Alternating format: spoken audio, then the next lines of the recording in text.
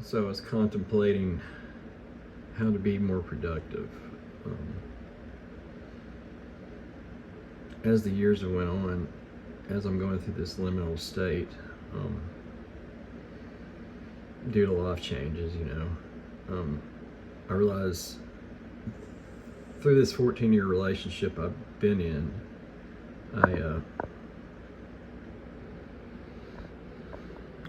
I've taken on very non-productive habits, which I take responsibility for, but at the same time I see where the seeds of that came from. I don't know. It's like being ingrained, entrained, brainwashed, whatever you want to call it. I became, if I'm not at work, I became like this completely unproductive person at home. And there's actually more work to do at home than there is at work, ironically. Because, so much is in this dysfunction God is taking me out of, honestly. And I'm trying to do my part and be conscious, be self-aware. I've realized there's no connection between intelligence and self-awareness. I think that's where a lot of where we screw up at, just people in general. There are many ways we screw up as people, or that I see people screw up in general, but it's that, I looked at my decisions and was like, only a fool would do this. Only an idiot, someone that was stupid, would have, not made changes before an hour, would have. But see, it had nothing to do with intelligence. And oftentimes we attribute intelligence, or the lack thereof intelligence, to things that have nothing to do with intelligence. Peterson said that there is absolutely zero correlation, clinically speaking. There's no connection between intelligence and consciousness. Another, i.e., self-awareness, I think is another way to describe consciousness in a layman's term.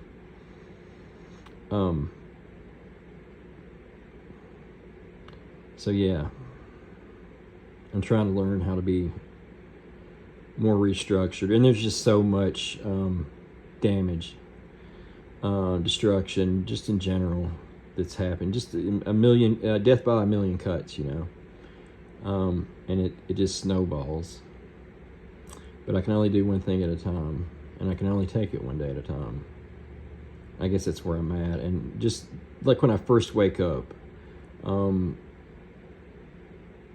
maybe that's a good place to start with a routine. I think a routine's I need to retrain.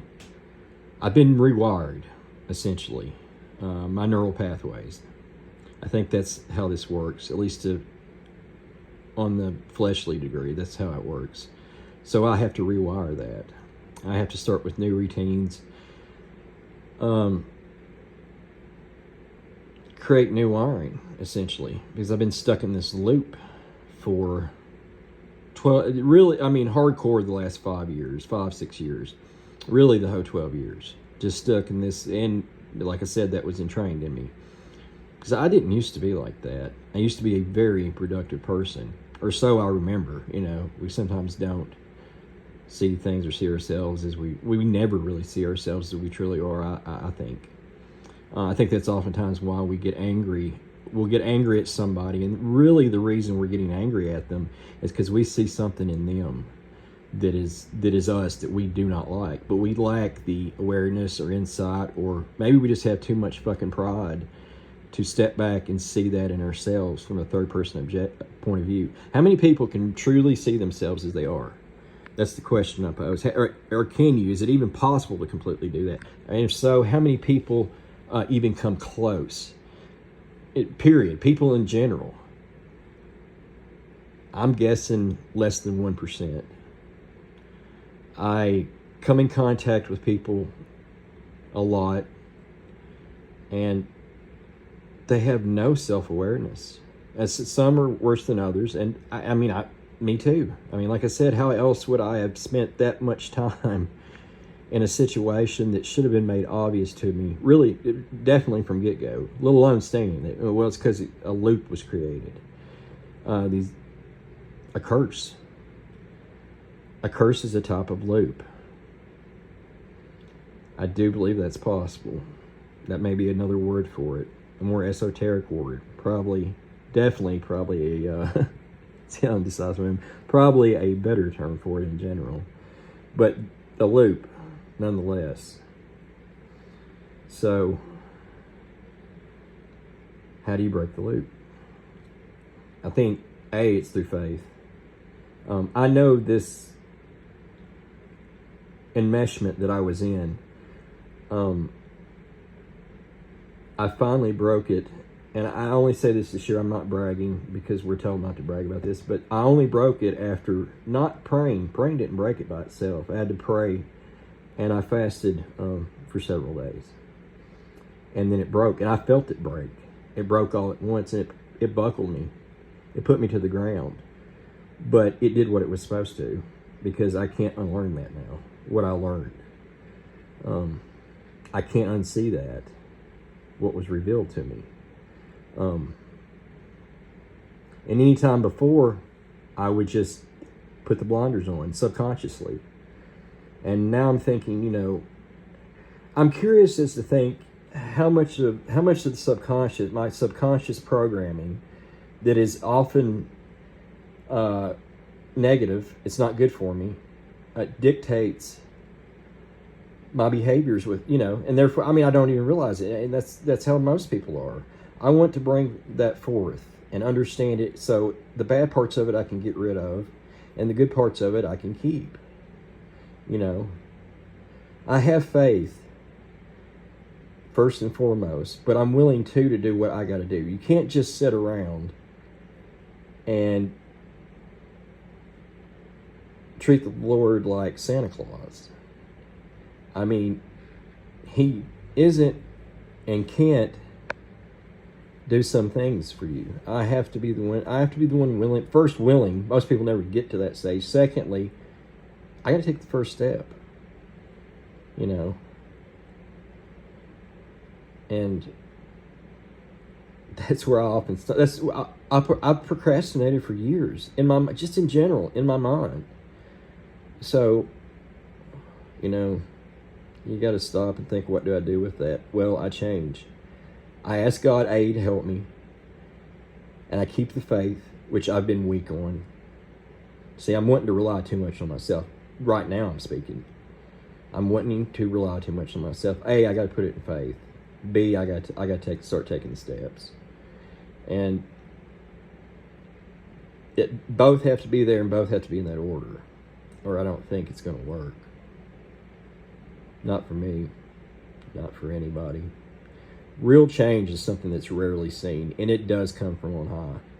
But I would have never, I was talking about breaking that enmeshment. I would have never have broken that had I not put the faith first, had I not did the prayer and the fasting first. Once again, I'm not bragging about the fasting. We're told specifically not to brag. I'm only sharing experience, because I think fasting is something that has been lost to me and to the children.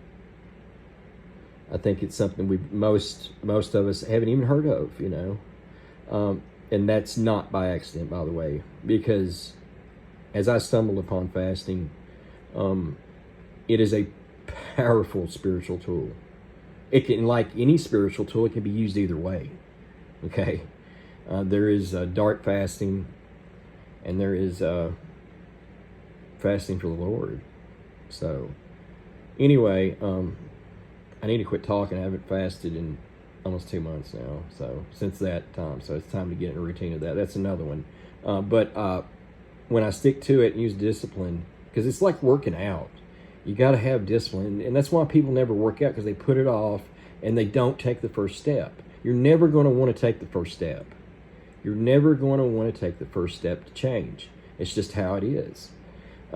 If you do, great. But in my experience, me personally, that first step, I don't want to take it most times, because I guess I'm lazy, or I don't know.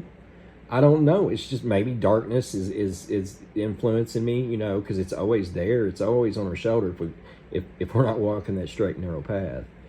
And that was really the ultimate message I got from that 3-day fast is that